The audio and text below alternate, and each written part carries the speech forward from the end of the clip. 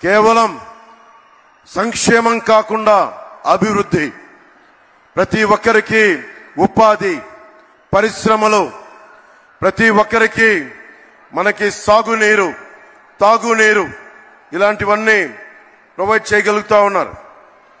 ముఖ్యంగా ప్రధానమంత్రి గారు చేస్తున్న ఈ పథకాలని రాష్ట్ర ప్రభుత్వం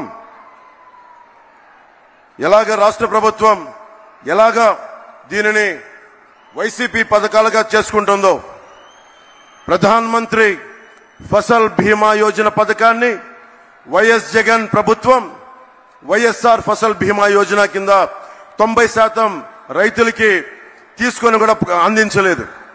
ప్రీమియం ఇవ్వకపోవడం వల్ల ప్రధానమంత్రి గారి బీమా యోజన పథకాన్ని పేరు మార్చి కూడా ఇవ్వలేదు.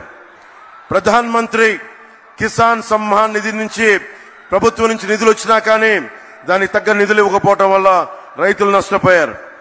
పిఎం పోషణ పథకం నుంచి చిన్న బిడ్డలకి ఫ్రీ లంచెస్ కానీ మధ్యాహ్నం పూట ఉచిత భోజనాలు కానీ ఇస్తా ఉంటే దానిని వైఎస్ జగన్ వైఎస్ఆర్ సంపూర్ణ పోషణ కింద చెప్పే మార్చుకున్నారు.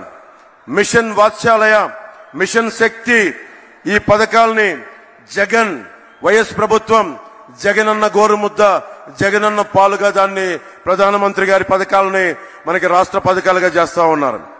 జగన్ జాతీయ ఉపాధి హామీ పథకాలని ఇళ్లకి మళ్లించి, అలాగే కేంద్రం ఇస్తున్న, ప్రధానమంత్రి గారు ఇస్తున్న 1,80,000 రూపాయలు ఒక్కొక్క ఇంటికి ఇస్తా ఉంటే దానికి వైఎస్ జగనన్న కాలనీలు పేరు పెట్టుకున్నారు.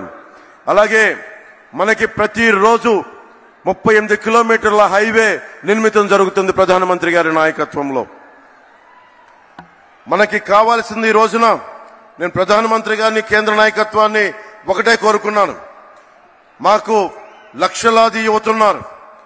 ఏమన్నా జాతీయ మనకి ఛానల్లో కూడా చెప్పాను, ఆంధ్రప్రదేశ్ భారతదేశ తాలూకు పేట్రియట్ దేశభక్తిని అణువణున గుండెలో నింపుకున్న సమాజం ఇది. పింగళి వెంకయ్య గారు మువ్వెన్నెల జెండాని రూపుదిద్దిన రూపశిల్పి పింగళి వెంకయ్య గారు. మా అందరికీ జాతీయోద్యమం, జాతీయ స్ఫూర్తి కొండంత ఉంది, హిమాలయ పర్వతాలు ఉంది, హిమాలయ పర్వతం అంతా ఉంది. మేము కోరుకునేది కూడా ఈ రోజున ఎందుకు అలయన్స్ ని మేము కోరుకున్నాం, ఎందుకు ప్రధానమంత్రి గారి ఆశీస్సులు ఈ కూటమికి కావాలి, మనకి టీడీపీ జనసేన కూటమికి ఎందుకు ప్రధానమంత్రి గారి ఆశీస్సులు కావాలి అంటే, మొత్తం వికసిత్ భారత్ ఉంటే, మొత్తం భారతదేశం అంతా అమృత గడియలుంటే, ఒక ఆంధ్రప్రదేశ్ లోనే వైఎస్ జగన్ పాలనలో విష గడియలు. ఎటు చూసినా ఇసుక దోపిడీ, ఎటు చూసినా మట్టి దోపిడీ, ఎటు చూసినా స్కాములు.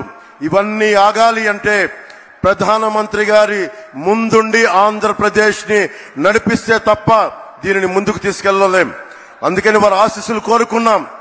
మేము ఏం మాత్రం స్వార్థం లేకుండా నిస్వార్థంగా మేము మీ వికసిత్ భారత ఈ కలలో ఆంధ్రప్రదేశ్ 5 కోట్ల మంది ప్రజలు భాగస్వామ్యులు అవ్వడానికి మీ వెంట నడుస్తాం అన్న ఒక మాట నందుకు చాలా పెద్ద మనసుతోటి ఈ రోజున ప్రధానమంత్రి గారు ఈ కూటమికి ఆశీస్సులు తెలిపినందుకు వారికి 5 కోట్ల మంది ప్రజల తరపున, ఆంధ్రప్రదేశ్ ప్రజల తరపున వారికి చేతులెత్తి నమస్కరిస్తున్నాను.